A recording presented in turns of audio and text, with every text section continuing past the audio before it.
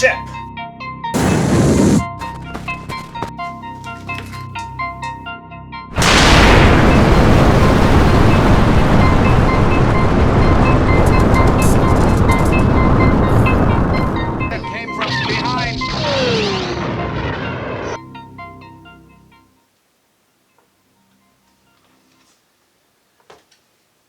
These controllers are pretty cool, but they aren't suitable for everything. Some things you need a good old-fashioned joystick. That's what we're going to make.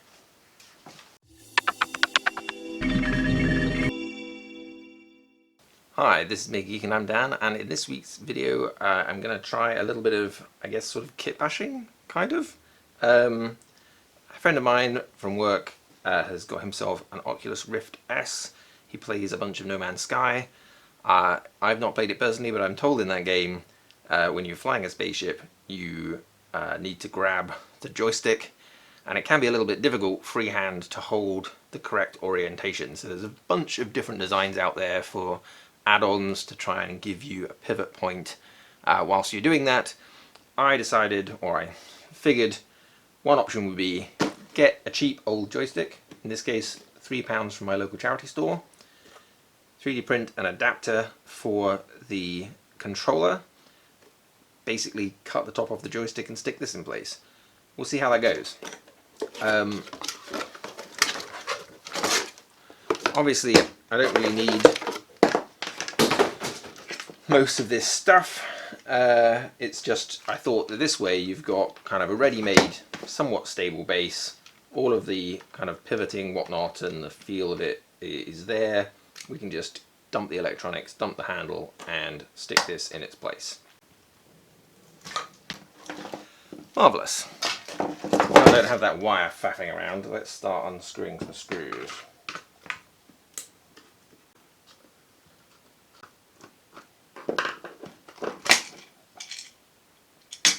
Right, that's pretty easy. This whole whatnot, I really don't care about any of this, so let's cut all that as well.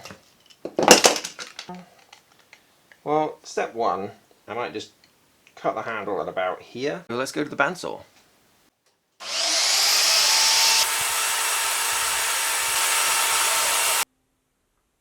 But this should make light work of this. We won't go too fast.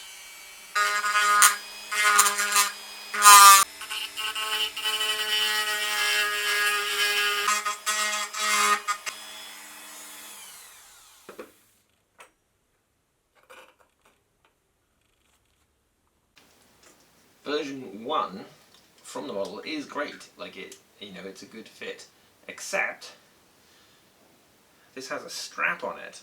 You can take the strap off, but like it's there for a reason. I didn't want to have to force that.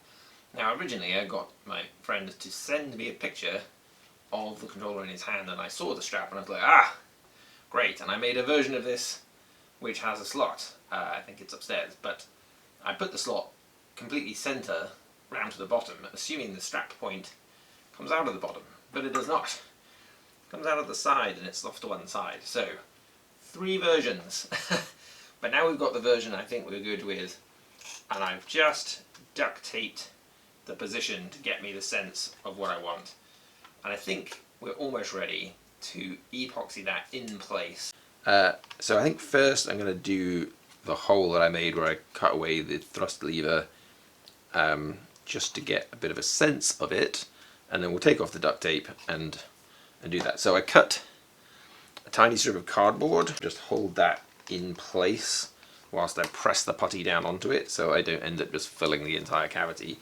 That is a plan. Sounds like a plan. Let's do it. We'll try our press it up against the cardboard trick a little bit to smooth it. The idea of this stuff is it can be sanded later. We'll see how that goes.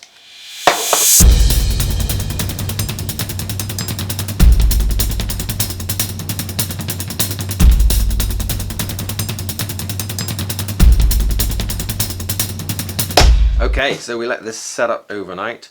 It's gone nice and hard. should be sandable. So I've got myself some 120 and some 220. Just going to try and sand these surfaces in a little, try and get them as consistent as possible before I spray some primer on it. So I've sanded about as much as I want to on this for the moment. I'm going to do a few coats of primer and sanding to try and see how smooth I can get the printed part as well as everything else. The blending it's alright, a bit more practice, might get a smoother line, but I think this is probably good enough for this application. I do want to make sure I don't spray into the mechanism, so I've just masked that off a little bit. It isn't a very good transition line to try and follow for that cut. It's just kind of a gentle ridge. Let's see how I've done. Not bad. This is my trusty spray booth. It's a cardboard box. Works great.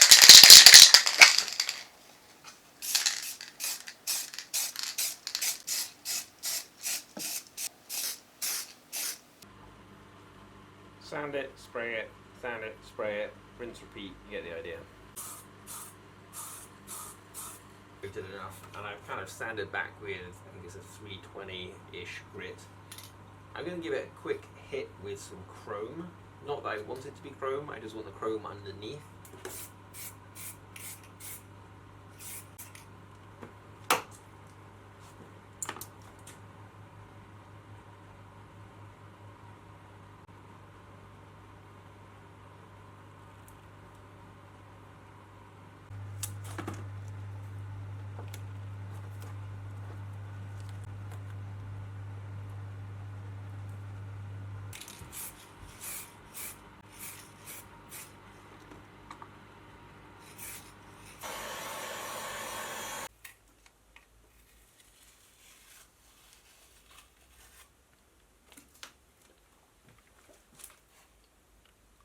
Stuck the tape on a bit soon on the chrome, so it's picked up some texture from the tape. That's not the end of the world because this, as it say, is the undercoat, but ooh, starting to look a bit more interesting at least.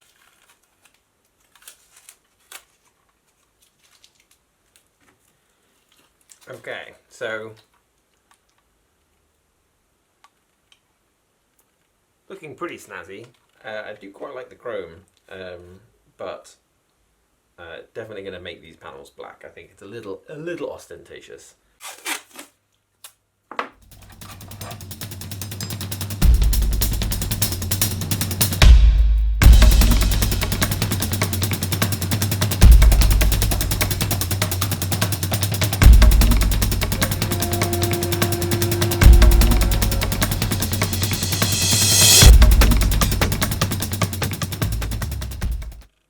I really like Chaos Black. It's a nice paint.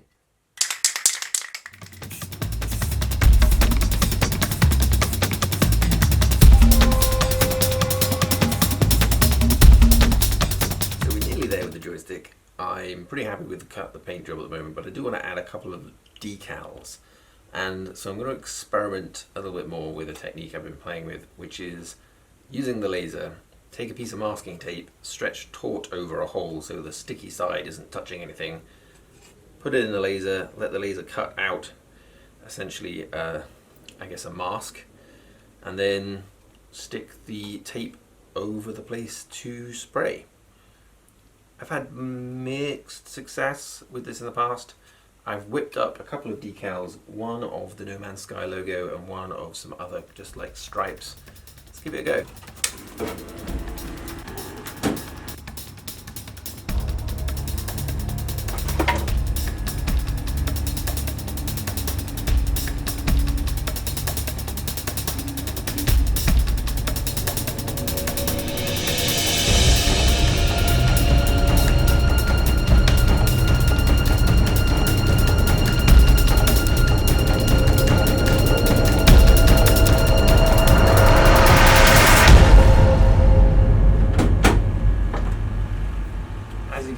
It's kind of a delicate process. The masking tape wants to peel up as soon as you disconnect bits, and you have to be a bit careful by the things that you leave behind. I'm going to have a go at gently picking out the little pieces that should be gone, and see if I can get this stuck in place on the joystick in a way that looks any good.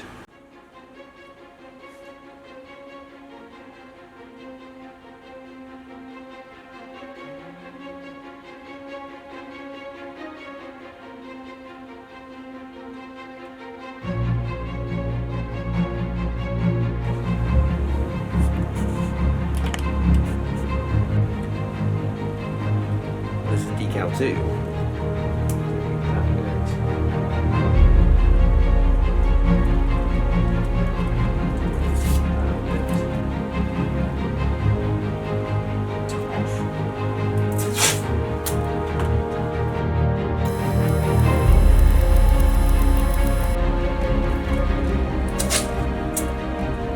This is where things get a little bit fiddly. For a small detail like this, where I'm going to do colour, I'm going to do a spray coat of clear lacquer first, in the hopes that it will block up any like capillary action underneath the tape before I do the colour. Let's get this done.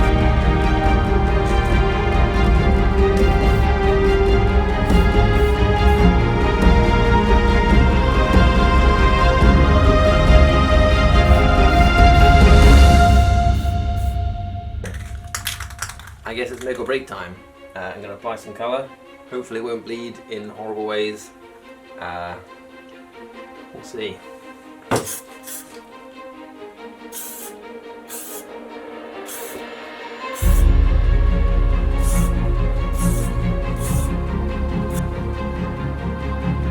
Nearly at the moment of truth.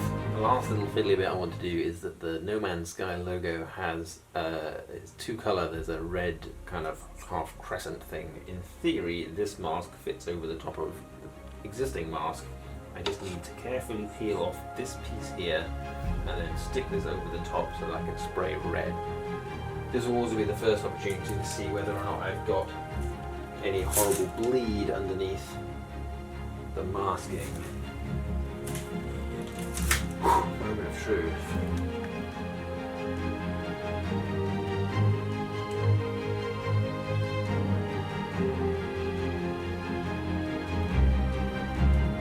So that looks pretty good.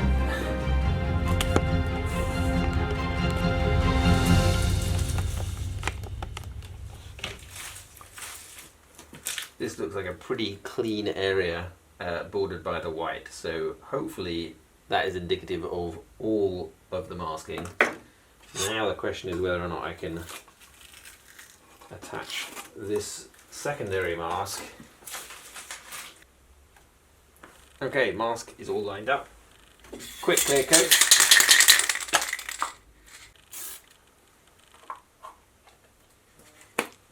Give that some time, and then we can do red. The finishing touch.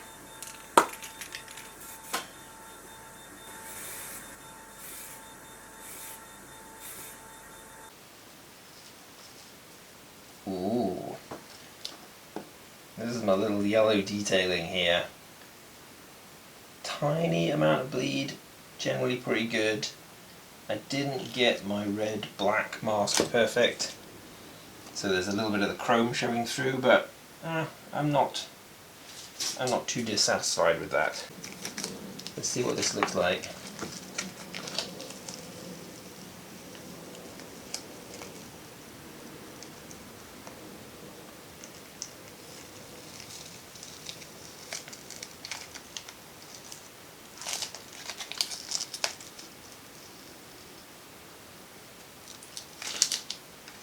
Now that I'm very happy with.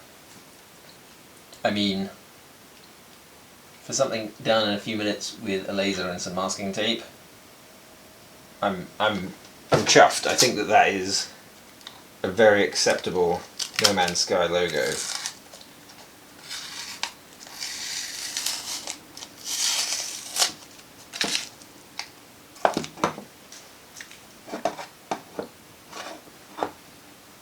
And one more thing.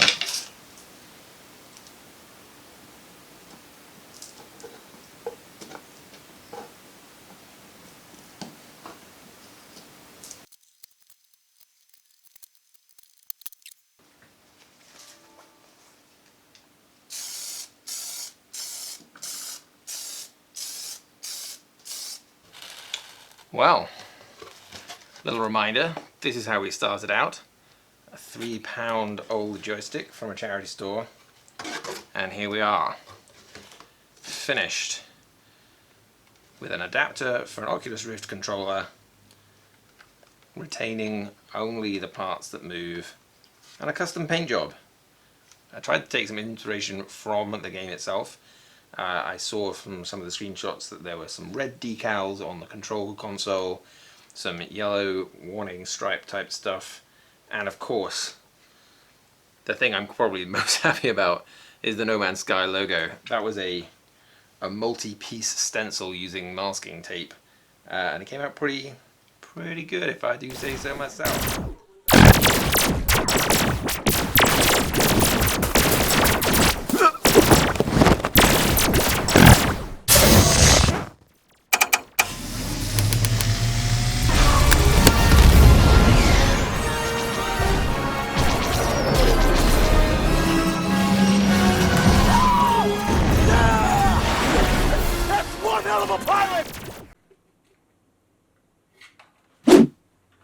Thanks for watching. See you next time.